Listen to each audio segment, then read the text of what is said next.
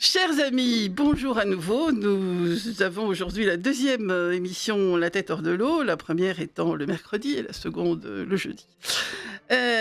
Aujourd'hui, eh bien, contrairement à hier où les thèmes étaient internationaux, nous allons être franco-français et je dirais même christiano-chrétiens. Car j'ai invité pour cette émission, d'une part, Jean-Frédéric Poisson, qui est l'homme politique bien connu, qui nous parlera d'une tribune qu'il a fait dans le JDD du 15 décembre et qui s'appelait « Quand l'ultra-gauche adopte les méthodes du fascisme ». Nous avons déjà à côté de moi Laurine Martinez. Alors, bonsoir, désolée, j'ai l'habitude de venir le soir, je ne sais plus quelle heure il est. Et donc j'ai mis cantatrice, puis après je me suis dit j'aurais mieux fait de mettre chanteuse lyrique. Oui, c'est pareil. C'est exactement pareil, c'est un peu moins snob de dire chanteur lyrique que cantatrice, qui en plus me fait penser tout le temps à Enesco et à l'absurde, donc c'est moins... Oui, et puis à la cantatrice de Tintin, évidemment, qui n'est pas non plus la personne la plus admirée, disons, plutôt la personne la plus moquée dans Tintin, donc c'est pas... Après j'y ai pensé, j'ai dit j'aurais dû mettre chanteuse lyrique, mais tant pis.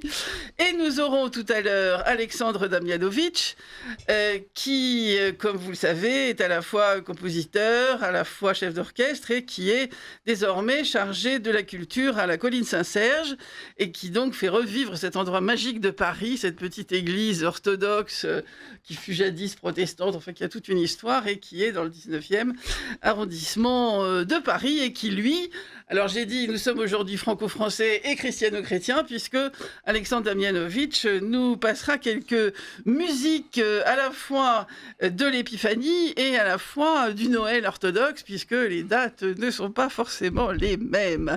Alors merci à Jean-Frédéric Poisson qui vient d'arriver, j'ai eu très peur, je me suis dit il a bloqué à la porte de... Non, j'irai tout à l'heure soutenir nos agriculteurs qui sont coincés devant Roland-Garros avec des tas de tracteurs qui sont là. Et voilà, mais alors vous n'êtes pas arrivé par là, avec vous. Il a fallu que je fasse un petit détour, mais voilà. Tout va bien. J'ai eu peur. Ravi d'être avec vous et bonjour à tous.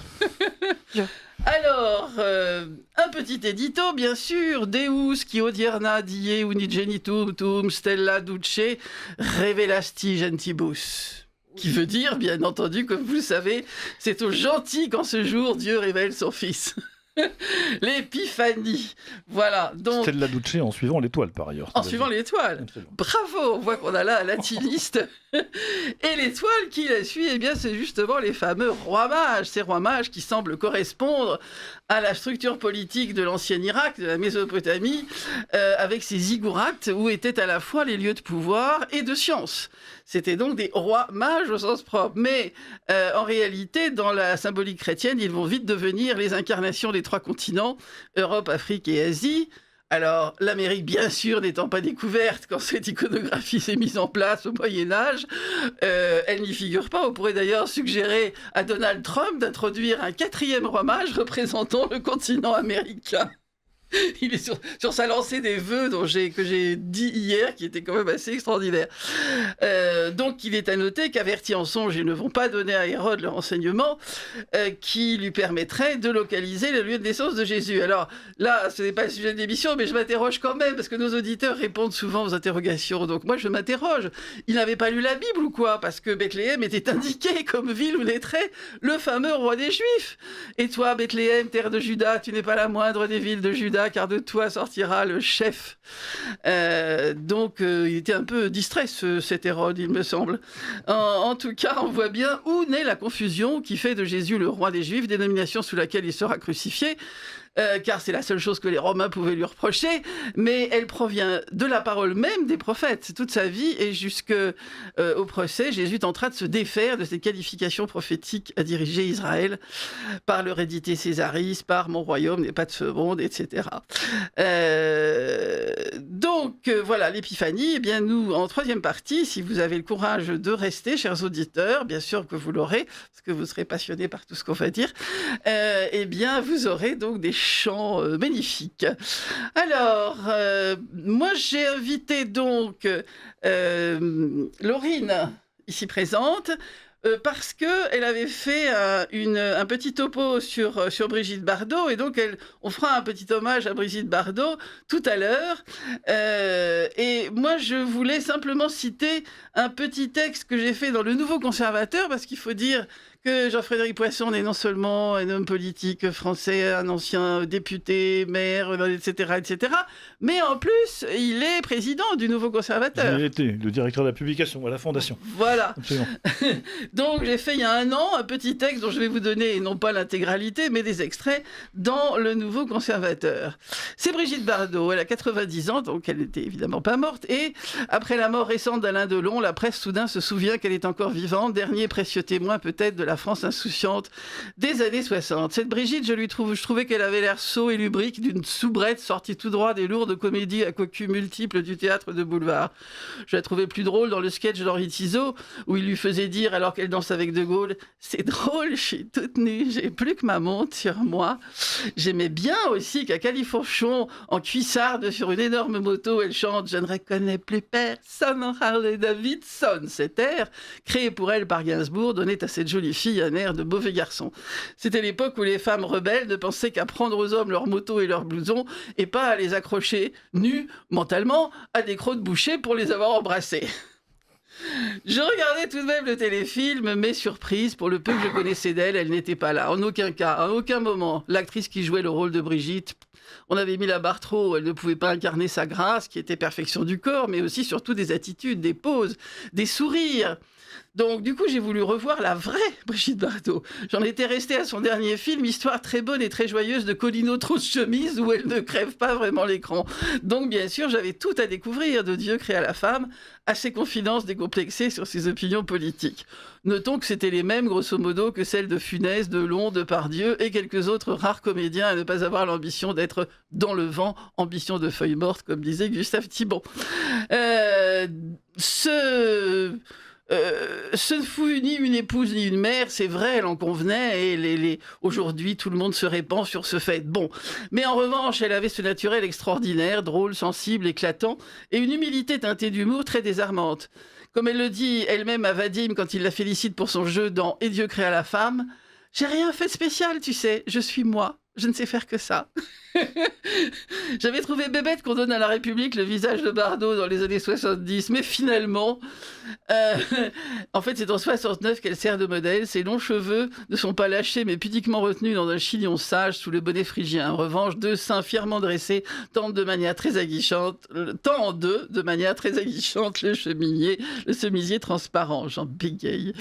Les Marianne macronistes, sur des timbres idéalement, seront bien sûr impersonnels et sans ancrage national. Choisi par Elisabeth Borne, un timbre présentant une Marianne aux cheveux longs se confondant avec un décor végétalisé, je cite, résolument tourné vers le futur, symbole de la transition écologique, nous avait été dévoilé en 2023. Pour 2024, on a fait mieux, c'est carrément le logo des JO qui, quand on le regarde bien, ressemble à une tête de femme. On nous prend pour des imbéciles et ça, c'est pas une nouveauté. Alors finalement, la belle Brigitte, bah oui, c'était mieux. On pourrait même reprocher à la République de ne pas être à la hauteur de son modèle. Par exemple, de n'être attachée qu'en parole à la liberté et pas profondément libre comme Bardot. Et d'être cruelle depuis sa naissance et pas qu'avec les animaux.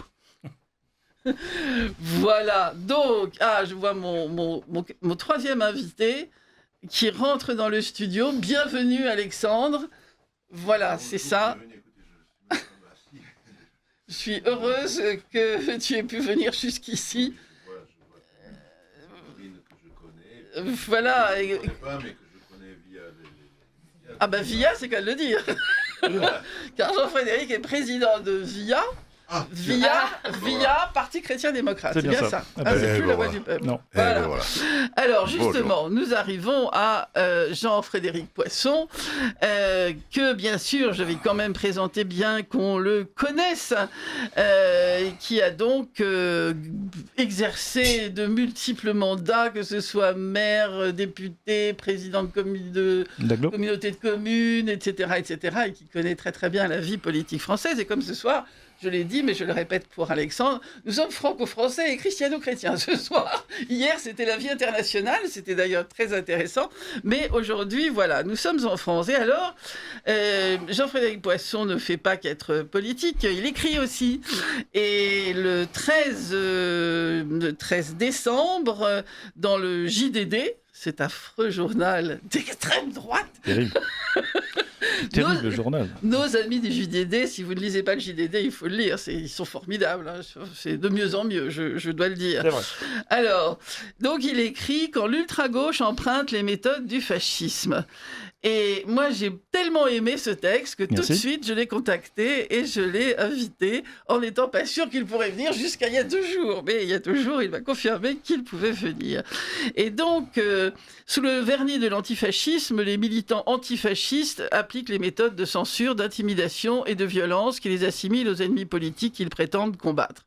Hein, c'est l'essentiel de l'article. Alors, je ne vais pas le lire, mais j'en lirai des petits morceaux éventuellement de temps en temps. Donc, la première chose, c'est que... Alors, moi, je me souviens, quand je militais dans les marchés du nord de la France et qu'on me traitait de fasciste, je ne manquais pas de me retourner et me dire « Mais le fascisme est à gauche, vous n'avez rien compris !» Alors, c'est ce que vous commencez par dire. Mais oui, il y a une espèce de malentendu. Il est volontaire, certainement. Oui. Qui fait qu'on assimile le fascisme, y compris le nazisme d'ailleurs, à des régimes dits d'extrême droite, alors que leur doctrine, c'est vrai aussi pour le nazisme, hein, comme pour le fascisme, sont clairement ancrées historiquement, politiquement et philosophiquement comme des doctrines gauchères. J'en veux pour preuve qu'il y a à la fois un rabotage, il y a d'abord une conception du tout-État, ce qui n'est pas exactement droitier comme type de conception.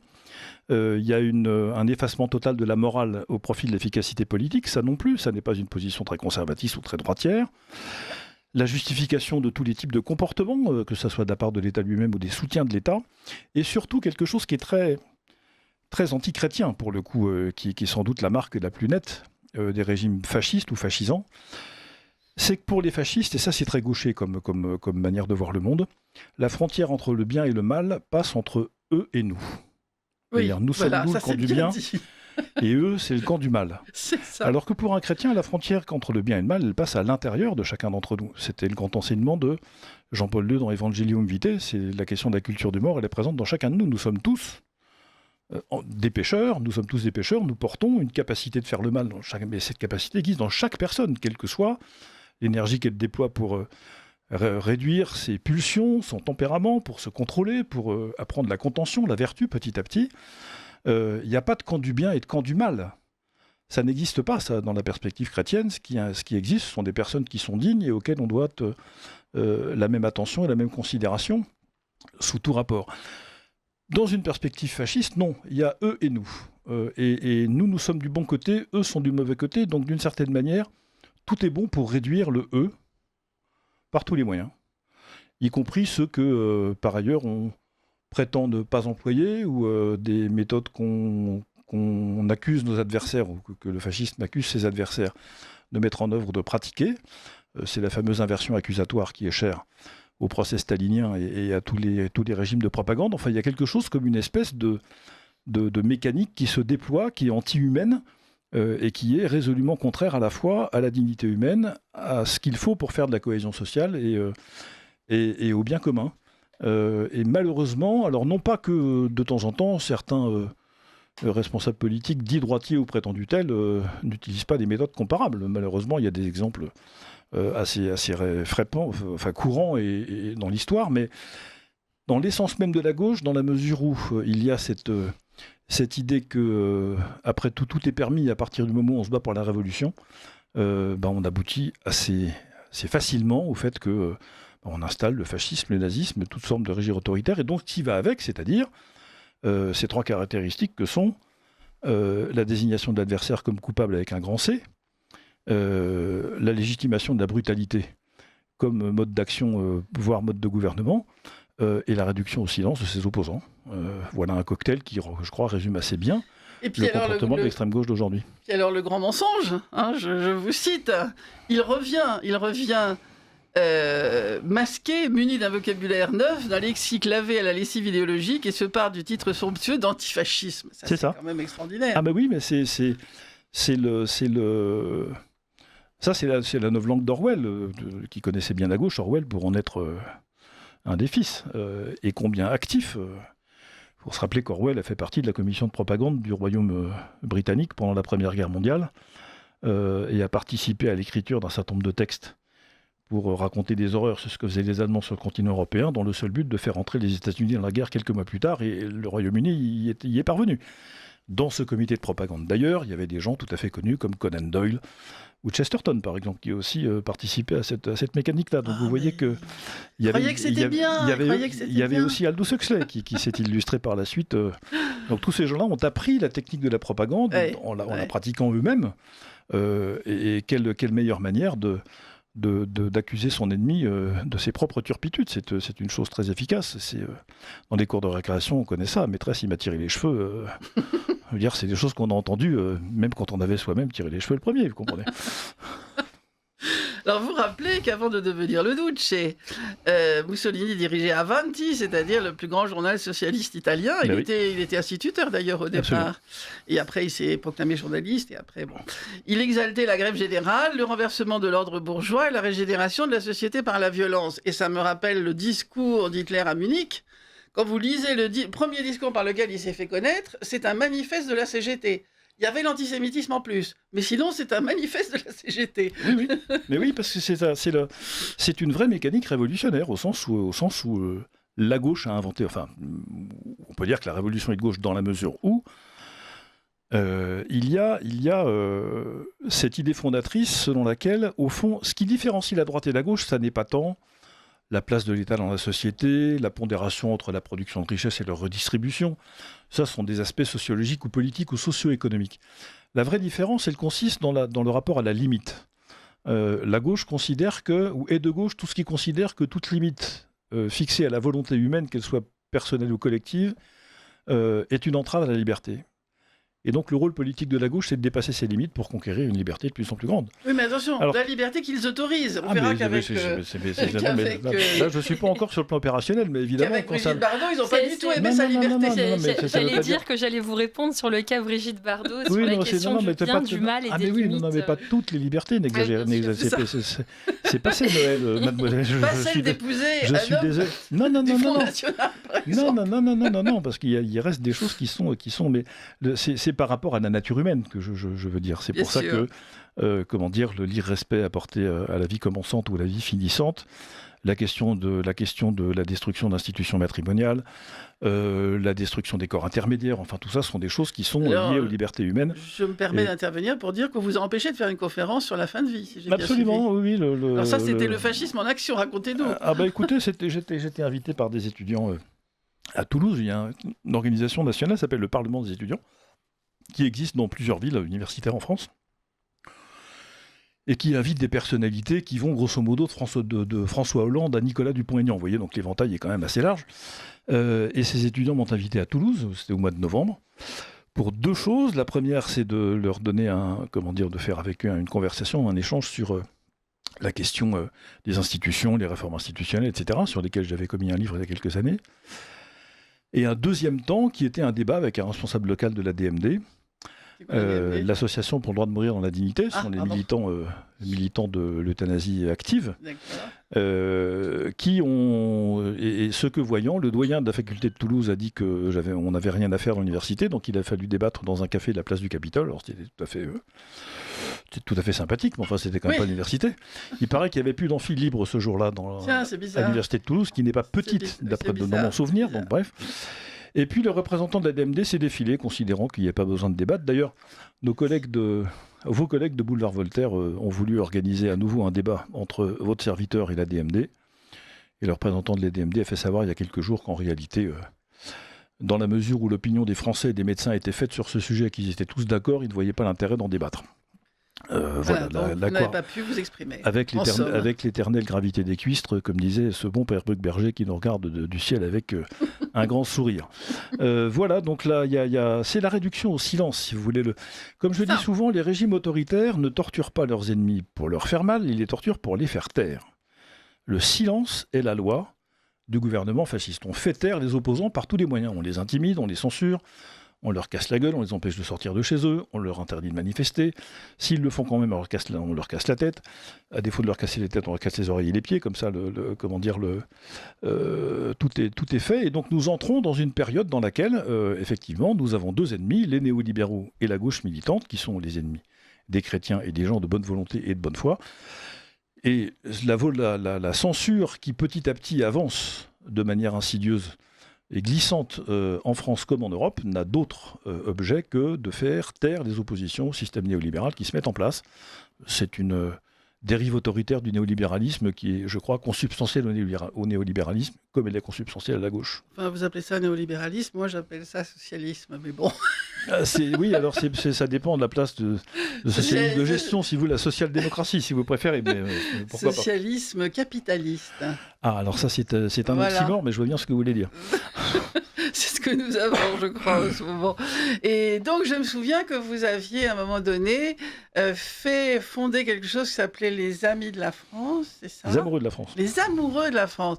Et ça m'avait beaucoup plu. Et j'étais venue à une soirée qu'on faisait devant le Conseil d'État, parce que le Conseil d'État s'était opposé à ce que des crèches puissent être mises dans... Alors, je ne sais plus si c'était une mairie, un conseil régional, je ne me souviens plus à l'époque. Et j'avais trouvé ça formidable parce que se trouvaient ici des tas de gens différents, de partis différents, mais qui voulaient simplement avoir le droit de conserver quelque chose qui faisait partie de leur tradition, de leur passé, et qui était attaché à Noël, qui lui-même est attaché à la France. Et j'avais trouvé ça formidable. Mais ça n'a pas duré longtemps. Non, ça n'a pas duré parce que l'autre cofondateur qui était Nicolas Dupont-Aignan n'a pas souhaité que ça dure plus que ça. Dommage, c'était bien. Ah, c'était très très bien, oui, c'était même bien parti. On faisait des réunions un peu partout dans toute la France, enfin les salles étaient pleines, je crois que les gens attendent vraiment ça, le fait à la fois de voir j'ai trouvé vraiment que c'était syncrétique. De voir les gens se réunir et parler des choses qui sont vraiment basiques, enfin la résonance avec les besoins naturels des personnes, c'est-à-dire le fait d'avoir un travail, pouvoir fonder une famille, élever ses enfants, gagner sa vie correctement, avoir un toit à peu près certain et vivre libre et de manière sûre, c'est pas très compliqué quand même. Alors dans cet article, vous parlez aussi d'une bordélisation des marchés de Noël, et moi ça m'a quand même fait penser au marché de Noël de Strasbourg. Donc nous avons aussi des fascismes qui viennent de l'extérieur et qui justement, alors là, je dirais que c'est encore plus grave parce que là il y a meurtre. Oui, ça finit toujours comme ça. Hein. Malheureusement, le meurtre en l'espèce n'est jamais que l'expression la plus parfaite, je mets des guillemets, de la violence politique. Hein. Quels que soient ses motifs, d'une certaine manière. Mais là aussi, ça fait partie d'une volonté de faire peur aux braves gens, comme dirait l'autre, parce que le désordre est quelque chose qui fait peur, comme d'ailleurs la saleté ou la violence, tout ça est lié. Tout ce qui se rapproche du chaos est quelque chose qui est étranger à la nature humaine, au fonctionnement de l'intelligence, peut-être pas la nature humaine. Il y a en nous, comme vous disiez tout à l'heure, un côté l'aspiration de la nature humaine n'est pas de vivre dans le chaos. C'est quand même, comme disent les philosophes classiques, depuis très longtemps, la philosophie morale cherche à rétablir l'unité dans un sujet, c'est-à-dire chacun d'entre nous qui est fracturé au fond dès l'origine. C'est la construction de cette unité qui est l'enjeu de la philosophie morale, aussi de la spiritualité d'ailleurs. J'ai oublié de dire que vous étiez docteur en philosophie. Oui, c'est vrai, malheureusement. Et au fond, cette aspiration-là, elle contrevient à tout ce qui peut être, évidemment, pardon pour ce pléonasme, le contraire, c'est-à-dire le désordre, le chaos, la violence, le silence, enfin tout ça sont des choses qui sont radicalement à l'inverse des aspirations habituelles de la nature humaine et que nous cherchons, chacun d'entre nous, comme on peut, à établir dans notre existence. Vous écrivez aussi, il y a chez ces nouveaux justiciers une ardeur qui confine aux religieux. Est-ce que vous pensez que la gauche, au fond, malgré elle, inconsciemment, a pris ce souffle religieux aux islamistes de quelque sorte, parce qu'elle les soutient quand même, elle les soutient. On voit que les filles refusent de sanctionner les gens qui disent qu'ils ne sont pas terroristes, refusent de sanctionner, etc. Donc est-ce que vous pensez qu'il y a une espèce de contagion qui s'est produite, parce que c'est tellement étonnant pour nous, enfin pour ceux de ma génération en tout cas, qu'une gauche qui flirte avec un islam très très rigoriste, c'est quand même pas du tout... ça tombe pas sous le sens. Oui, avec un islam rigoriste, alors je fais partie de ceux qui conteste la distinction habituelle entre islam et islamisme, parce que pour moi c'est la même chose. Je suis prêt à argumenter là-dessus. J'y ai consacré 3 livres et des années de travail, donc J'employais le langage courant, là, vous voyez. J'entends bien, d'accord. Mais permettez-moi cette altération. Je crois qu'il y a quelque chose de séduisant dans l'islam pour la gauche, c'est que l'islam est une religion de la forme. Oui. C'est-à-dire qu'en sortant sur le trottoir, si vous croisez 2 musulmans devant lesquels vous prononcez la shahada, c'est-à-dire la profession de foi des musulmans, et il n'y a qu'un Dieu si Allah et Mahomet est son prophète, et ben vous êtes musulmane. On se contrefiche de savoir si vous y croyez ou pas. Le fait, c'est de le dire, et en le disant, d'accepter de vous soumettre extérieurement, au fort externe, comme diraient les philosophes occidentaux, de vous soumettre à la loi de la charia et à cette loi. Du moment que vous êtes soumis, que vous y croyez ou pas, c'est pas très grave. Oui, mais enfin, vous avez intérêt à mettre un voile après, quand même. Ben, ça fait partie de la soumission. En tout cas, dans certains quartiers. Alors, il y a dans les hadiths, il y a un hadith très célèbre dans lequel Djibril, c'est-à-dire l'équivalent de notre ange Gabriel, qui vient demander à Mahomet s'il y a différents degrés de la spiritualité de la foi. Et oui, il y en a plusieurs. C'est-à-dire, le plus bas, c'est celui que je viens de dire. C'est-à-dire, vous obéissez extérieurement, vous croyez à rien, non, mais peu importe. Vous pouvez faire votre salut avec ça. C'est pas idéal, mais ça peut suffire. Là encore, c'est une différence avec le christianisme. Vous valez ce que vaut votre cœur. Dit le Nouveau Testament. Et si votre cœur ne dit rien, ne croit en rien, ne vaut rien, ben vous ne valez rien. Enfin, vous ne valez rien, je mets des guillemets. Le pharisien et le publicain. Vous ferez pas votre salut avec ça, enfin ça va être plus compliqué. Et dans la mesure où l'islam est une religion de la forme, c'est une religion du maintien de la cohésion sociale par le fort externe et l'obéissance au fort externe, ça colle parfaitement avec les ambitions de cette gauche qui veut faire la révolution contre le gré des gens. L'ennemi de la révolution, c'est le fort interne, c'est-à-dire c'est la liberté intérieure. C'est pour ça que les religions ont une perspective ou une intention totalitaire. Ça veut dire qu'elles veulent conquérir pas simplement l'ordre public, mais l'intérieur des esprits. C'est pour ça qu'il y a de la propagande, c'est pour ça qu'on interdit toutes les officines qui ne pensent pas comme la mécanique révolutionnaire, etc., etc. Cette ambition totalitaire, elle veut coloniser aussi le fort interne, parce qu'elle sait que son ennemi, c'est le fort interne. Et donc, vous dites que contre ces 2 formes de fascisme qui se rejoignent dans LFI, par exemple, eh bien, vous dites que l'État ne fait rien, mais moi, j'irais plus loin. Je dirais que l'État est assez content de ce genre de destruction. Ça dépend quel État. Peut-être pas le ministre de l'Intérieur, mais disons... En tout cas, le gouvernement actuel, certainement. Mais parce que comme les Jeux Olympiques, on a vu qu'il y avait une mécanique à détruire tout ce qui est chrétien et tout ce qui est donc... Ça rentre un petit peu dans leur... Oui, alors pas trop quand même, parce que c'est d'ailleurs le sort des sociétés révolutionnaires gauchères qui sont toutes mortes. Enfin, il n'y a pas de contre-exemple, il n'y en a pas une qui a survécu, parce que vous ne pouvez pas engager et mettre en œuvre des projets politiques aussi éloignés que ça de la nature humaine, sans qu'à un moment ou à un autre, la même nature humaine reprenne ses droits d'une certaine manière, se rebelle. Alors ça prend du temps, ça fait beaucoup de morts, il y a une inertie infinie dans tout ça, mais globalement, ces régimes finissent par mourir parce qu'ils sont incapables de répondre aux aspirations des peuples, tout simplement. Et donc, ce qui est frappant avec cette inertie de l'État par rapport à ces 2 phénomènes, je sais pas, d'abord je pense que les gouvernants que nous avons en ce moment sont d'une faiblesse insigne sous tout rapport, c'est-à-dire y compris leur propre incapacité d'imaginer la manière dont ils pourraient combattre ces 2 phénomènes. Alors ça, c'est ce que vous dites. Moi je vais un peu plus loin, je pense que quand j'ai vu l'extase dans laquelle se trouvait Emmanuel Macron pour avoir conçu ces Jeux Olympiques, avec tout ce qu'on a vu, c'est-à-dire la tête de la reine décapitée en grand sur un mur, avec soi-disant Jésus qui était une grosse femme, qui était la chef de la rébellion mondiale, des LGBT, etc., on se dit qu'ils sont contents de tout ce qui s'approche d'un chaos, quand même. Je vais plus loin que vous. Oui, alors, je dis...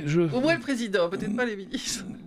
Oui, non, je suis ennuyé par cette affaire parce que ça fait longtemps que je pense que le président de la République a un projet politique. Oui. Ça, c'est certain. Alors, pour reprendre le vocable que j'ai énoncé tout à l'heure, c'est le projet néolibéral. Chez les libéraux, il y avait cette idée qu'il fallait affranchir les individus de l'arbitraire du pouvoir en utilisant comme premier instrument le commerce. Parce que dans le commerce, vous êtes des égaux par définition. Quand vous échangez quelque chose avec quelqu'un, dans un acte de commerce, il y a un contrat, vous êtes égaux au contrat. Vous n'êtes pas riche, ni pauvre, ni grand, ni petit, ni vieux, ni laid, vous êtes égaux.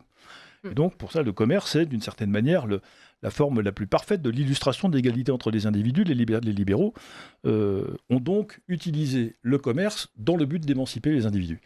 Les néolibéraux font l'inverse. Leur obsession, c'est d'émanciper le marché en se servant, le cas échéant, de la liberté individuelle comme instrument. C'est ça le projet néolibéral. Et Emmanuel Macron est l'expression chimiquement la plus pure de ce projet-là, en termes de gouvernance, je parle.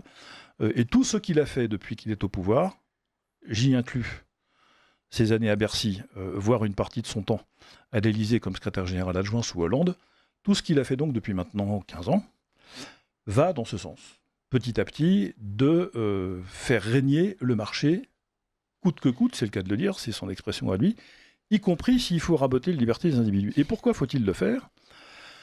Parce que si on veut que le marché fonctionne à plein, il faut que nous soyons, vous et moi, réduits à des gens qui produisent le jour, consomment le week-end, dorment la nuit et le reste du temps sont priés de se taire parce qu'il ne faut pas se mêler des affaires des grandes personnes. Et petit à petit, nous sommes réduits à cette vocation, entre guillemets, de producteur-consommateur. Oui, alors, heureusement que vous dites néo, parce que moi je suis très attaché au libéralisme qui est né en France à la fin du XVIIIe siècle et qui s'est exercé dans une nation qui était chrétienne et qui connaissait des bornes morales qui empêchaient tout ce qui se passe aujourd'hui. Mais bon, alors voilà, c'est votre... C'est pour ça que libéralisme et néolibéralisme, pour moi, sont très différents, pour les raisons que je viens de dire. Est-ce que vous n'avez pas l'impression qu'on est plutôt passé, parce que vous accusez d'une certaine manière l'utilisation du commerce, mais plutôt d'une volonté de voir les individus comme des consommateurs, et est-ce qu'il n'y a pas une distinction, on ne peut pas faire une distinction entre le consommateur tel qu'il est perçu aujourd'hui, y compris en droit européen, et la question du commerce, du doux commerce, parce que c'est ce que vous étiez en train d'expliquer, l'expression de Montesquieu, en tout cas, qui aurait pu,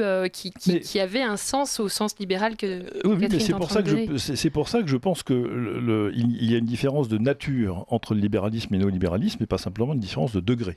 Oui, mais alors c'est dommage parce que ça écarte les gens du libéralisme, alors que moi je préfère employer des mots de socialisme capitaliste. Mais c'est pas du socialisme. C'est pas forcément du socialisme. Enfin, mais si, parce que ce qui est avoué, c'est quand même une politique sociale qui nous prend 45% de notre budget ou quelque chose comme ça. Oui, mais ça, parce que vous raisonnez dans la France aujourd'hui, plus généralement sur le plan des idées en tant que telles, quand on les écarte d'une certaine manière ou quand on essaie de les penser à part d'une réalité concrète quelle qu'elle soit. Le modèle politique dans lequel on se situe rejoint, et là vous avez raison, le modèle socialiste au sens où on a besoin pour faire régner ça d'un État fort. Encore une fois, c'est ça le paradoxe. Les néolibéraux ont besoin d'un État fort, pas simplement qui dépense beaucoup, mais qui maintient l'ordre. Enfin là, pour le coup, c'est le problème du capitalisme libéral et de la dérive du 19e, c'était quand même ça. L'ordre moral de tiers, c'est ça, c'est pas autre chose. Au fond, ce projet-là, c'est, je pense, celui de Macron, et il est très contesté par l'extrême gauche, mais parce que ils sont concurrents politiquement, que l'extrême gauche ne peut pas en dire forcément beaucoup d'autres choses. Mais par ailleurs, ce modèle qui réduit de manière exagérée, je suis d'accord avec vous, qui ne déprécie pas le commerce à mes yeux, mais l'utilisation qu'on en fait, le sens qu'on lui donne. Moi, je ne suis pas contre le commerce, je suis même chef d'entreprise, je fais mes courses comme tout le monde, donc voilà. Mais quand ça devient l'alpha et l'oméga de l'organisation sociale et que tout doit être orienté à son service, et pour ne jamais l'arrêter, pour que rien ne l'empêche, pour qu'on dérégule à qui mieux, faire en sorte qu'on puisse échanger tout ce qu'on veut, y compris acheter des enfants sur Internet, c'est ça le monde d'aujourd'hui quand même. Là, il n'y a plus de barrière.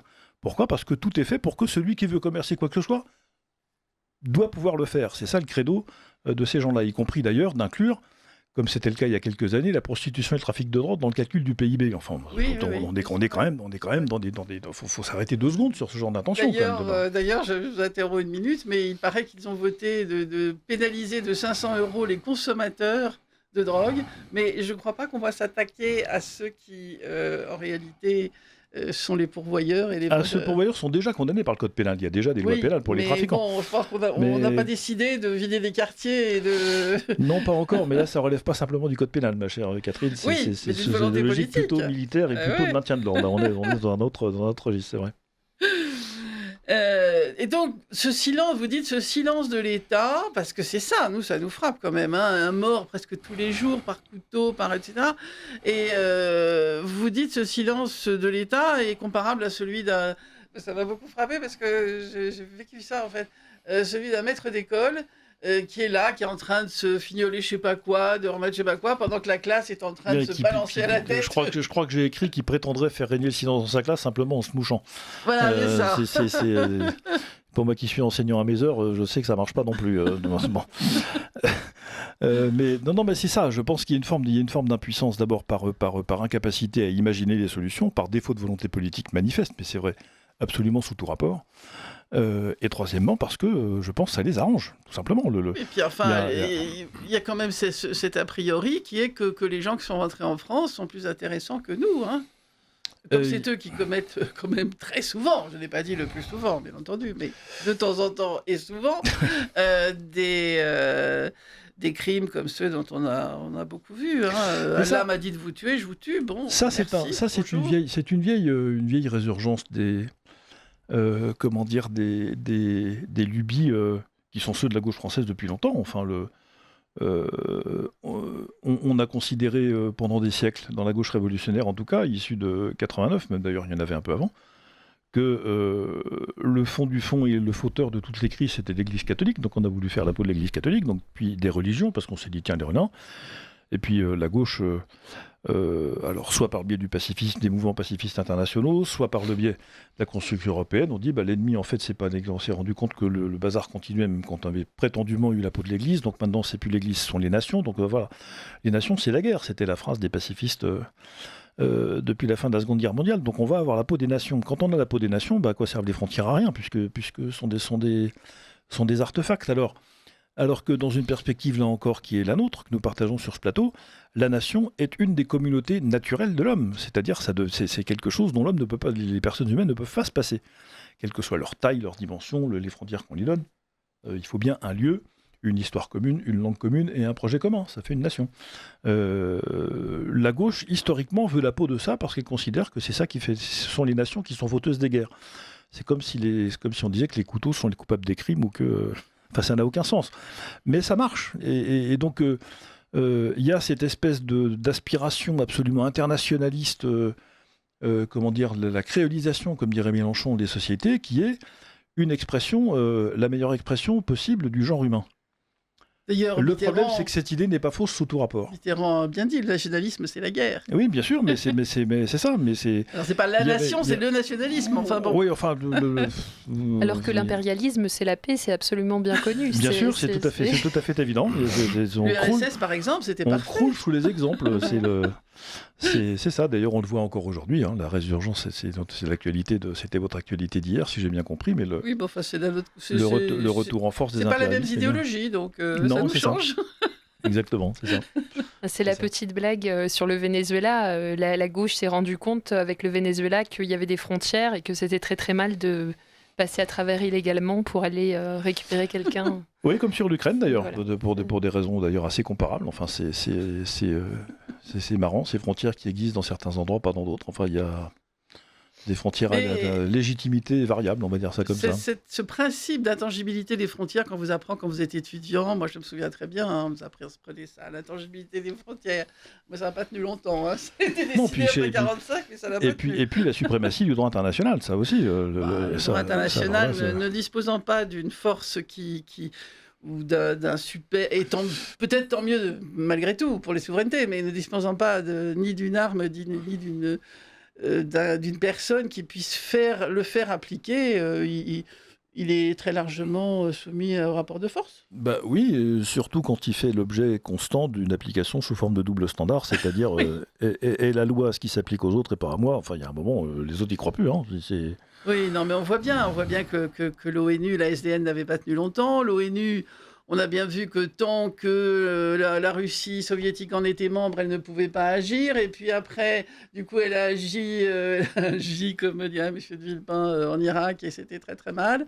Et enfin bon, on n'est pas, voilà, on n'a pas trouvé de solution. Et en attendant, on a d'énormes organisations internationales qui coûte fort cher et dont on n'est pas très bien sûr du résultat. Alors, vous donnez à la fin de votre article, je vais le lire parce que ça m'a beaucoup plu, jusqu'à quand les Français se laisseront-ils emmerder? Il y a quelques mois, un habitant d'Ajaccio rentrant chez lui était molesté par les vendeurs de paradis à l'entrée même de son immeuble. Un peu plus tard, quelques dizaines de Corses ami venait faire comprendre à ses dealers qu'il faudrait déguerpir ou être découpé en rondelles. Et ils firent savoir avec une clarté toute méditerranéenne qu'il existe des limites à ne pas franchir. Les Corses ont ce don rare, ils pratiquent la justice ordinaire avec un sérieux presque poétique et l'inflexibilité d'un officier de la Légion.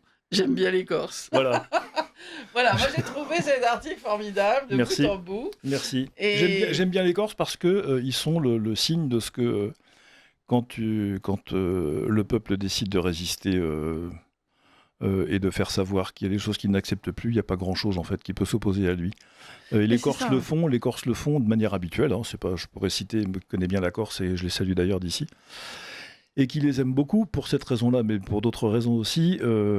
À chaque fois qu'il y a quelque chose qui ne va pas, il y a un élan de solidarité qui va dire à un tel, ça c'est pas possible. Là, Oui. ça c'est pas possible. C'est le sens de la communauté, l'attachement à une culture, c'est tout ça. Le jour où les Français décideront... Alors, on m'a beaucoup reproché, d'employer le mot emmerder, pardon, chers auditeurs, si j'écorche oui, vos oreilles. c'est- D'abord, c'est très français, premièrement. C'est ce qu'avait dit Pompidou aussi. C'est Bon, exactement, alors. donc je me situe dans Oui. les traces d'un ancien chef de l'État, donc c'est incontestable de mon point de vue. Mais non, le jour où les Français décideront d'arrêter de se laisser faire, ça changera. Mais de temps en temps, il faudra retrouver une forme d'énergie et de motivation, de surmotivation pour le faire. Parce que c'est vrai que, comme on dit dans ma Vendée d'adoption, en face, ils sont pas fins. Hein. Quand ils s'y mettent, enfin, quand ils sont pas fins, qu'ils sont 20, si on vient à 200, ils en vaut pas être fins, ça va s'arrêter. Hein. Vous savez, c'est ce que dit Audiard, quand certains gars de 120 kilos parlent, les gars de 60 kilos écoutent. Mais oui, mais je pense que là aussi, on touche un point de divergence important entre, je dirais, le chrétien ou simplement l'homme sensé et qui prend la nature comme elle est, et non pas de vouloir la changer tous les jours. Et puis nos aimables amis, qu'on les appelle néolibéraux ou socialistes déjantés. La grande différence, c'est que nous croyons à la nature, et la nature nous dit que nous sommes des hommes, mais nous sommes aussi des animaux. Et donc, dans les relations, le psychologique joue énormément. La notion de peur, la notion de crainte, Bien la sûr. notion de respect Oui, bien sûr. sont des choses dont on doit jouer si on veut avoir une certaine autorité. Et les Corses le font très naturellement. C'est pour eux, voilà, c'est primordial. Hein, tu as compris, il n'y a pas besoin de faire des phrases. Ils ne demandent même pas si les gens ont compris. Non, non. Tout le monde comprend. C'est pas la peine de demander. C'est oui, bien plutôt sûr, de faut connaître entendre ça. Marseille, tu as compris. Ouais, c'est ça. Mais Marseille, c'est déjà le nord. C'est pas Oui. tout à fait. C'est Et déjà septentrional. et je pense que ce rejet de la nature telle qu'elle est un grave problème pour la gauche, qui ne sait qu'opposer des droits qui sont inclus dans des textes qui sont parus en 89, en 45, en 48, qu'on appelle Déclaration des droits, mais c'est l'impuissance en réalité. C'est l'impuissance, on le voit bien. Mais c'est une forme d'abstraction, c'est-à-dire que c'est cette volonté aussi encore une fois, de la gauche de n'accepter aucune limite à l'action politique. C'est-à-dire que la gauche considère qu'elle a tout dans la main. La droite considère qu'il y a des choses qui s'imposent à elle, qu'elle le veuille ou pas.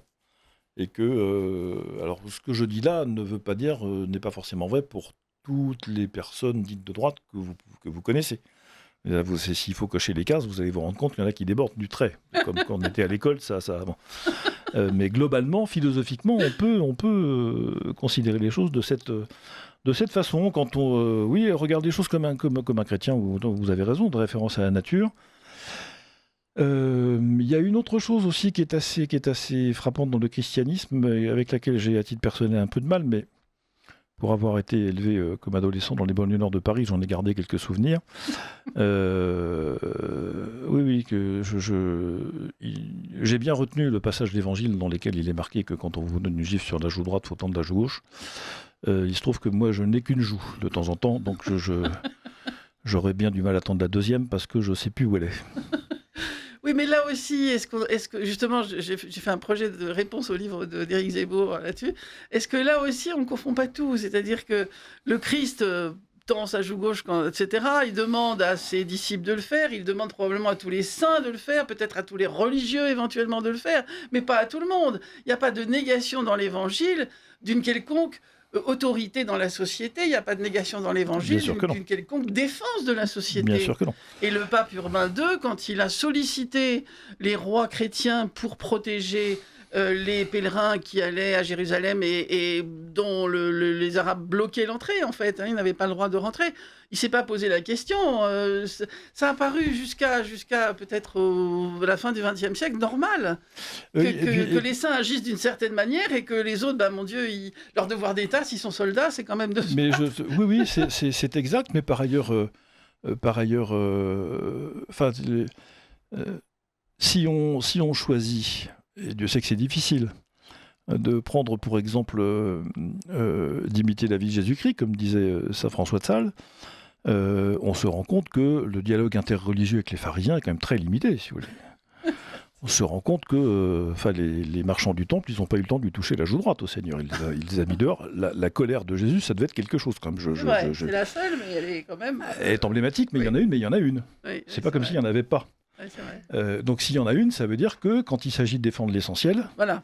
On a le droit d'utiliser des moyens qui sont peut-être pas les moyens du dialogue ou de la persuasion, de l'échange, qu'on serait fondé à utiliser d'habitude. L'usage de la force, je ne parle pas de la vertu de force, mais l'exercice brutal d'une forme de puissance sur quelqu'un d'autre, est parfaitement légitime à partir du moment où c'est comme la guerre juste. Si c'est le dernier moyen, qu'il n'y en a plus d'autre, que c'est le seul qui soit proportionné... Ultima ratio regium. Exactement. Il n'y a rien d'antichrétien là-dedans. C'est marqué quand j'ai vu ça aux Invalides sur les canons, c'est impressionnant. Le canon qui va tuer, mais dessus il y a marqué Ultima ratio regium. Et voilà. C'est la dernière raison des rois, bien sûr. Alors, cher Jean-Frédéric Poisson, je voudrais, pour terminer un peu votre intervention sur Radio Courtoisie, dont je vous remercie. Je sais que vous venez maintenant plusieurs fois sur Radio Courtoisie, dans la matinale, etc. Est-ce que vous pouvez nous dire quels sont vos projets là maintenant pour sauver la France? Mon Dieu. Je vais d'abord essayer d'alerter mes contemporains sur ce que j'évoquais rapidement tout à l'heure, c'est-à-dire sur le lien qu'il y a entre, de la même manière que la gauche, une certaine gauche, l'extrême gauche, on va dire ça gentiment, oui. Se prétend antifasciste pour mieux combattre le fascisme alors qu'elle le porte elle-même, et bien de la même manière, ces néolibéraux que j'évoquais tout à l'heure vous expliquent qu'ils sont le seul rempart possible au régime autoritaire, alors qu'ils sont en train d'installer, parce que c'est génétiquement inscrit dans leur doctrine, une société de surveillance généralisée dont le modèle est en Chine. Donc je vais essayer de publier un petit livre là-dessus qui est fini, qui n'attend plus que son éditeur. Nous cherchons activement. Nous préparons des candidats pour les élections. Ça s'appellera comment ? C'est pas encore. C'est pas encore. Ça sera à voir avec l'éditeur. D'accord. Exactement, c'est tout à fait ça. Ce sera. Deuxièmement, nous préparons avec le Parti chrétien-démocrate des candidats pour les élections municipales, là où on en trouve, parce que nous sommes comme tous les partis politiques. Nous avons du mal à trouver des personnes qui s'engagent, en particulier dans la commune de petite taille, où il y a pourtant beaucoup de place à prendre, beaucoup de bien à faire localement, même si simplement pour déplacer un abribus, construire un terrain de boule ou s'occuper de la kermesse de l'école. Enfin, les maires se retrouvent devant la justice pour rien maintenant. Donc, bien sûr, mais ils sont très peu payés dans les petites communes. Hein. Ah ils touchent quasiment rien, ça c'est sûr. Voilà, et puis après, bien écoutez, il y a d'autres échéances qui arrivent, nous verrons comment les aborder. Mais nous continuons d'essayer de dire dans l'espace public que... Est-ce que vous envisagerez, comme aux dernières élections, l'union des droites dans certaines communes ? Ah oui, nous sommes le seul parti politique à avoir, dès les élections municipales de 2020, justement, travaillé avec toutes les formations politiques de la droite de l'échiquier, quelles qu'elles soient, Rassemblement national compris. On n'a jamais eu peur de ça, d'ailleurs, il n'y a pas à en avoir peur. Nous avons passé un accord avec les représentants du Rassemblement national dans 90 communes de France, au moment dernier municipal, dont Paris, Lyon, un certain nombre de grandes villes de France. Des communes plus petites également, puis on travaille aussi avec les centristes, avec les républicains, parce que, d'un point de vue local, là où les gens sont honnêtes, le projet est pertinent, qu'ils ont envie de travailler avec nous, on ne voit pas pourquoi on s'empêcherait de le faire, donc nous allons reproduire ça, et puis, voir comment on peut essayer d'aider nos amis qui veulent se dédier un peu, consacrer un peu de leur temps au service de leurs contemporains, à le faire plus facilement. Et après arriveront les échéances de 2027, mais là, On a le temps d'en reparler. Voilà. Merci beaucoup. Merci infiniment à vous et bonne et heureuse et sainte année à tous. Alors vous pouvez soit rester, on va écouter maintenant Laurine sur... je vais rester un petit moment, sur je vous Brigitte quitte. Bardot et vous partez quand vous voulez. Merci beaucoup. Alors Laurine Martinez, ici présente, et que j'ai intitulée cantatrice, mais on peut dire chanteuse lyrique, qui par ailleurs a fait un passage remarqué à Sciences Po, ce qui l'un n'empêche pas l'autre. Et donc, on fait tous des erreurs dans sa vie. Et donc je lis dans Facebook, puisque nous communiquons beaucoup par ce truc américain, mais ma foi bien pratique, j'apprends sans surprise que la gauche crache sur Bardot, notamment en expliquant qu'elle n'avait pas été bonne mère et n'avait pas d'instinct maternel. Beaucoup y voient une contradiction entre le mouvement No Kids et ses critiques. En réalité, c'est complètement logique. Ce que n'a jamais supporté la gauche, après je vais m'arrêter, ce que n'a jamais supporté la gauche, c'est la liberté individuelle et les cas particuliers. Ils ne veulent pas d'initiative individuelle et aristocratique, ils veulent libérer les masses par la merde idéologique. Vous voyez, emmerder, merde, on est toujours... Voilà, je ne fais que qu'introduire, ma chère Laurine, à toi. Mais écoutez, merci Catherine. Oui, je le pense sincèrement, et pour aller dans le sens de ce que vous exprimiez sur la question du fascisme et de l'antifascisme, j'expliquais qu'il y avait quelque chose d'absolument insupportable pour la gauche, c'est quasiment la vertu, en tout cas l'énergie aristocratique de Bardot de s'être libérée elle-même sans avoir attendu le support ou les lectures d'aucun pseudo-intellectuel ou pseudo-intellectuel avec 2 alleux à la fin, et de n'avoir pas eu besoin du groupe. Et au contraire, Bardot, toute sa vie, pour avoir été à contre-courant, aura vécu le groupe quasiment comme... une meute, et je reviens là-dessus en disant que la gauche en réalité ne voit le collectif que comme une meute. C'est pour ça d'ailleurs qu'ils sont toujours dans de la fétichisation du juridique, de l'extension du domaine du droit, et que d'une certaine manière ils utilisent les cas particuliers pour modifier le droit, parce que leur conception du collectif, c'est-à-dire non pas chacun fait ce qu'il veut à partir du moment où ça n'entrave pas l'autre, relève en réalité de l'ordre de s'il n'y a pas de droit pour protéger, la meute va pouvoir harceler. Et c'est quelque chose que j'ai senti très fort, parce que j'étais à peine majeure au moment du mariage pour tous, sur cette question de l'homosexualité, comme si la droite était effectivement très homophobe. Il y avait en réalité dans leur conception de la question du mariage quelque chose qui s'apparentait à si vous n'êtes pas avec la foule, si vous ne réclamez pas un droit avec la foule va vous harceler, et si vous ne voulez pas être harcelé, il va falloir se conformer à la foule pour demander un droit que les gens en réalité ne réclamaient pas spécialement. Et c'est comme ça, d'une certaine manière, que toute la droite du jour au lendemain s'est retrouvée fasciste, homophobe, de la même manière que pour avoir dit globalement qu'elle préférait Yves Saint-Laurent à Pierre Berger ou à quelques starlettes de télé-réalité, Brigitte Bardot a été considérée comme étant homophobe également. Et je pense que c'est une dichotomie sur laquelle on n'insiste pas assez. C'est que Bardot a été un modèle, et est un modèle, en tout cas pour moi, ça en a vraiment été un, et un modèle qu'on a cassé le moule, hein, d'une certaine manière. Dieu a créé la femme. Je suis pas sûre qu'on ait réussi à conserver le modèle grâce auquel Dieu a créé Bardot. Et alors, je voulais commencer mon intervention par un souvenir personnel. Je devais avoir 14-15 ans quand j'ai vu « Et Dieu créa la femme ». Et j'ai le souvenir donc de ce film où Bardot est absolument incendiaire et d'une certaine manière met à feu et à sang un village par le désir qu'elle provoque et le désir qu'elle a elle-même. Et je me souviens donc elle se prend une paire de baves de la part de son mari à la fin du film après une danse érotique et complètement animale. Et je me souviens très bien m'être dit, alors que j'étais ado, aucune femme de cette envergure ne peut terminer dans une bicoque, la bicoque fût-elle au bord de mer, parce qu'elle est au-delà de tout ça.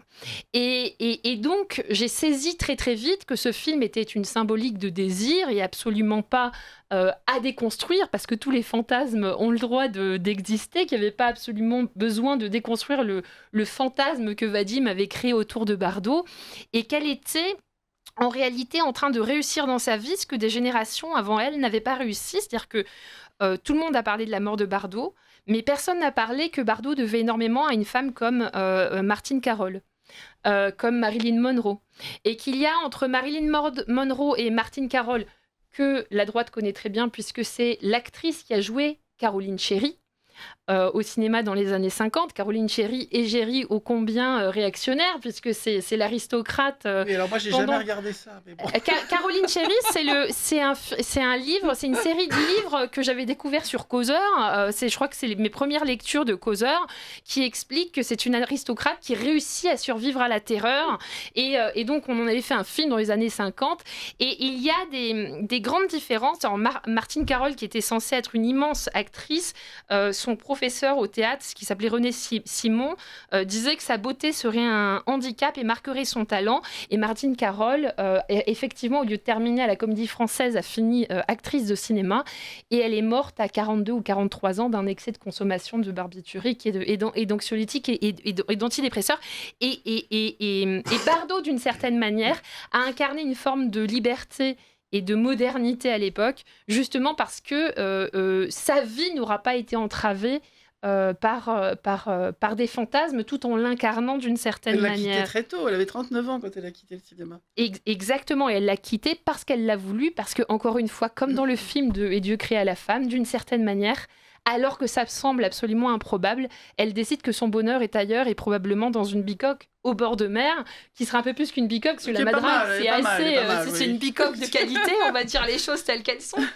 Et donc, on retrouve chez Bardot tout un espèce de fantasme qui va bien avant, qui est bien avant, et c'est pour ça que je voulais en parler, surtout sur une radio de droite, bien avant, en réalité, les années 70, bien avant le gauchisme. Moi, je vois ça arriver en tant qu'artiste lyrique, chez Isadora Duncan, quelque part entre Mouchat, entre les compositeurs de type Ravel. Il y a quelque chose dans son corps de l'ordre de la beauté gracile de la danseuse, d'une danseuse qui à la fois qui travaille pas assez pour devenir danseuse classique, mais qui travaille assez pour réussir à avoir ce corps qui n'a plus besoin de corset. C'est-à-dire qu'on est à la limite chez Bardot, pour parler encore une fois de la question du marché, de la contrainte du corps des femmes par le corset, à la contrainte du corps des femmes par l'anorexie et la chirurgie plastique. C'est-à-dire qu'il y a cette sportivité qui se développe dans la liberté de l'espace, du corps, etc., mais qui reste tenue par une forme d'énergie vitale et de ganse qu'elle-même s'est imposée par la danse. Et justement, c'est toute cette période assez extraordinaire de Bardot à Mercier, parce que tout le monde a oublié, Bardot aura même éclipsé Mercier, qui aura fait Angélique, toute la série des Angéliques. Ça, j'ai regardé. Qui elle-même, d'ailleurs, pour le coup, elle est encore vivante. J'adore Mercier, et elles auront en commun d'avoir été sublimée par Gainsbourg, aura été une grande danseuse, une femme en chair, mais pas trop, et une égérie des années 60 avec ses chignons qui n'en finissaient plus. Et donc, je propose comme premier extrait Je danse donc je suis, qui est la première collaboration de Brigitte Bardot et de Gainsbourg. Oui, alors vous l'avez compris, la danse, c'est au cœur de la libération d'une certaine manière des femmes et de l'égérie qui a été Brigitte Bardot, à gauche comme à droite, enfin à gauche plus du tout, vous l'avez compris. Et d'une certaine manière, il y a chez Bardot quelque chose que personne ne lui pardonne à gauche actuellement, c'est ce côté nietzschéen, c'est-à-dire qu'il y a une transcendance du corps que la gauche n'arrive plus du tout à comprendre, puisqu'elle est d'une certaine manière avachie. Alors j'écoutais parler Mathieu Bock-Côté la dernière fois, je ne sais plus dans quelle émission, mais Mathieu Bock-Côté a une tendance à parler de l'esthétique de la laideur chez les woke. Alors je dis non à Mathieu Bock-Côté, il y a en art pardon, excuse-moi. Alexandre le sait, pardon, excusez-moi, je suis fatiguée. Alexandre le sait aussi bien que moi, quelque chose qui s'apparente à de l'esthétique de la laideur dès le milieu du 19e siècle. Il y a chez les woke une volonté de tuer l'esthétique. Or, chez Bardot, des pieds, de l'ongle des pieds jusqu'au bout de ses cheveux, de la manière dont elle parle jusqu'à celle dont elle se vêtit, la finesse de ses expressions, une volonté d'être esthétique. Et moi, je pense également qu'il y a une forme d'équilibre, de balance entre l'animalité de son corps et l'esthétique qui en fait quasiment une égérie totale de ce que c'est que l'être humain en tant qu'animal et une égérie totale de ce que c'est que l'être humain en tant qu'être culturel. Et ce que la gauche ne supporte pas aussi, je vais terminer là-dessus, c'est la question du désir que suscitait Bardot. Alors je pense qu'on n'a pas vraiment le temps, mais il y a une des plus belles chansons pour moi de Bardot qui s'appelle Tu n'es qu'un appareil à soupir, qui est également une création, on va pas l'écouter, on fera une autre fois, mais qui est incroyable et où elle dit on ne gagne que des beaux sourires à vouloir tant assouvir tout ce jeu, je n'aime pas cet animal en soi, etc. Donc elle est très, voilà, il y a une volonté de désir, mais elle et d'une certaine manière, le désir aura toujours été présent. Alors, je ne vous l'avais pas dit, mais une des voix que je fais le mieux, c'est celle de Brigitte. Et alors, Brigitte avait un espèce d'amoureux quand elle était très jeune. Elle a été l'égérie de Bob Dylan. Et Bob Dylan disait vraiment que quand on veut redresser une économie, il faut absolument parler de désir. And my friend, so Bob Dylan, my friend, told me my telephone rang and it will not stop. It's President Kennedy called me up. He said, my friend Bob, what do we need to make the country grow? I said, my friend John, we need Brigitte Bardot. Me, il need Brigitte Bardot. Et d'une certaine manière, j'adore refaire Brigitte, il fallait absolument que je fasse ça à la radio. Et alors, d'une certaine manière, voilà, tout est dit, c'est-à-dire que les années 60, ça a été une forme de libération du désir et que globalement, la gauche aujourd'hui n'en veut plus, y compris dans la manière dont on refuse la sexualité des corps, avec la théorie du genre, etc. Oui, et puis de l'homme qui, de toute façon, est là que pour brimer la femme. Et la femme qui n'a plus de désir en elle-même, puisqu'elle n'est qu'une pauvre chose asservie au désir des hommes. Bien sûr. Alors... Vous appréciez cette émission? Alors aidez Radio Courtoisie à en produire d'autres. Rendez-vous sur soutenir.radiocourtoisie.fr. Merci d'avance. Alors, mon cher Alexandre, à qui j'avais promis qu'il aurait beaucoup de temps, mais finalement, comme j'ai eu le bonheur d'avoir il y a 2 jours l'acquiescement de notre ami Jean-Frédéric Poisson, du coup, eh bien voilà, ton temps est un peu réduit, mais je crois que tu vas quand même en profiter, je crois. Oui, non, ça va très bien, il n'y a pas de problème, je m'adapte. Oui, parce qu'en effet, que tu m'avais contacté pour parler un peu d'épiphanie. Il se trouve que chez nous, chez les orthodoxes, c'était Noël hier. On a le calendrier décalé des 13 jours. Mais du coup, alors c'était très bien d'ailleurs, parce qu'en fait, comme il y avait beaucoup de neige, on était tous assez exaltés quand même à l'église Saint-Serge. Ah oui, ça devait être magnifique. Oui, c'était absolument magnifique. Je le redis pour les auditeurs, cette église qui est en hauteur, derrière une grille, dans une espèce de petit parc. Nous parlerons tout à l'heure, puisque je vais annoncer le concert de dimanche prochain à Saint-Serge. Et c'est vrai que c'est un lieu qui est un lieu assez magique. C'est une petite colline sur laquelle se trouve cette église. Et puis, en effet, le parc des Buttes-Chaumont qui est juste à côté. Donc, en effet, tout ça couvert quand même de, je sais pas, peut-être presque une dizaine de centimètres de neige. Oui, c'était très beau. C'était vraiment magique. C'était un petit peu compliqué pour certaines personnes qui sont venues en retard à l'office, etc.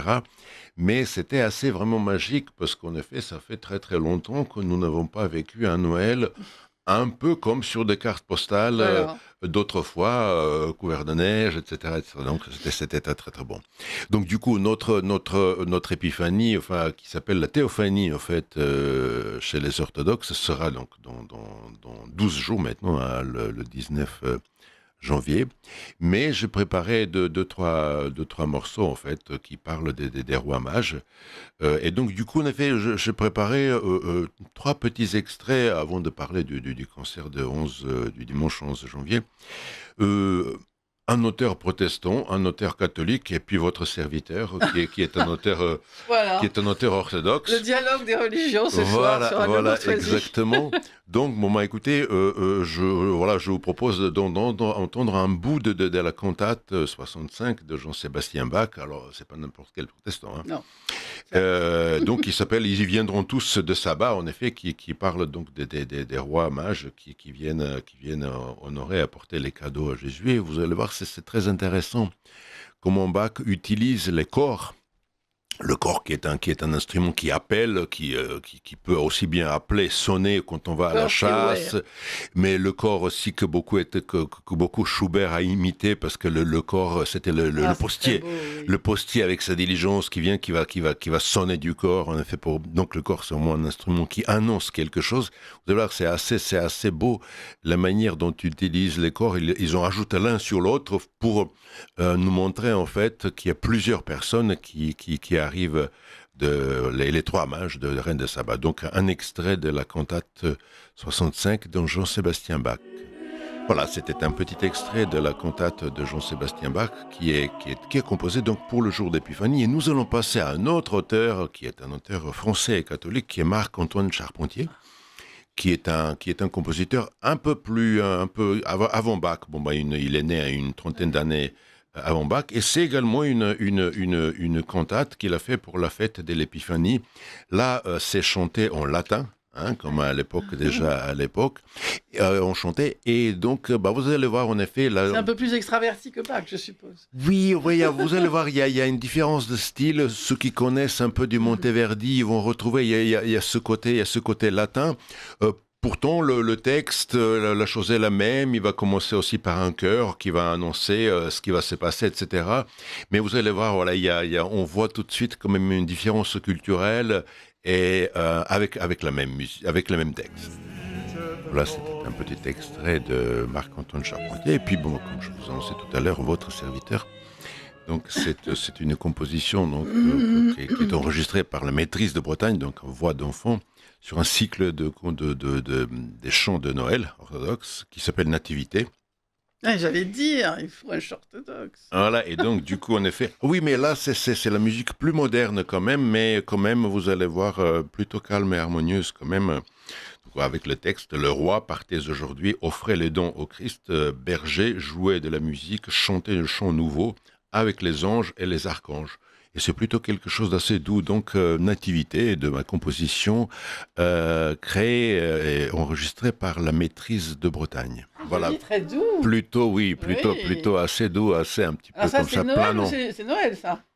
Alors, c'est Noël, mais en effet, le texte, en effet, parle des rois donc, qui arrivent donc, de l'Orient pour offrir... Ah, donc c'est plutôt l'Épiphanie. Voilà. Mais voilà, en fait, il s'agit des chants populaires, enfin, les textes, en tout cas, c'est les chants populaires, en effet, qui est un petit peu... en fait, dans les, je ne sais pas comment c'est chez les catholiques, chez les orthodoxes, il y a toujours plusieurs jours qui englobe en fait une fête. Donc en effet, on peut parfaitement imaginer que le jour de Noël, on va chanter un chant qui concerne le baptême du Christ. Voilà. Comme par exemple, au moment de Pâques, déjà pendant la Semaine Sainte, alors qu'on n'en est même pas encore à la mort et à la crucifixion de Jésus, pendant la Semaine Sainte, plusieurs fois, il y a des chants qui parlent de la résurrection. Ah oui. C'est-à-dire finalement, on est dans une période en effet qui prépare à la résurrection, et il y a toujours donc la période en effet. Donc là, c'est la période de Noël, et donc on y englobe en effet le baptême. Et comme vous savez, chez les orthodoxes, notamment chez les Russes, pour la théophanie, on perce donc un trou. En général, on ne sait pas, il faut nous raconter. Alors, oui, vous pouvez voir ça, vous allez voir ça. allez-y sur YouTube le 19 janvier. En Russie, en fait, les jeunes hommes, et maintenant même certaines femmes, se dénudent, jusqu'à en slip, et se plongent dans l'eau glacée, en fait. On brise en fait, on jette une croix en métal, en général en argent, en or, au fond du lac ou du fleuve. Et donc, en effet, les gens sont censés quand même, par ce froid-là, plonger dans l'eau et retirer la croix. Donc, en effet, c'est quand même, il faut avoir une bonne santé, il faut être résistant. Donc, en fait, regardez ça le 19 janvier, au moment de Théophanie, vous aurez certainement ce genre de choses, en fait. Voilà. Donc, voilà. Je voulais, en effet, puisqu'on vient d'évoquer Saint-Serge, vous annoncez donc notre prochain concert qui est le dimanche prochain et vous donnez quelques extraits des compositeurs que vous entendrez. Oui, parce que moi j'ai vu Retour au classique, je me suis dit chic. Voilà, exactement. Alors oui, parce que le dimanche prochain, donc nous aurons un concert. Alors il se trouve que ce concert-là serait entièrement consacré à la musique allemande.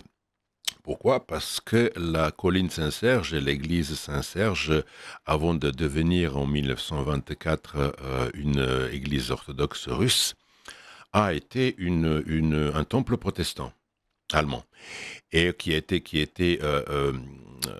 pris par l'État français, réquisitionné par l'État français en 1914 comme dommage de guerre et qui était resté abandonné pendant 10 ans.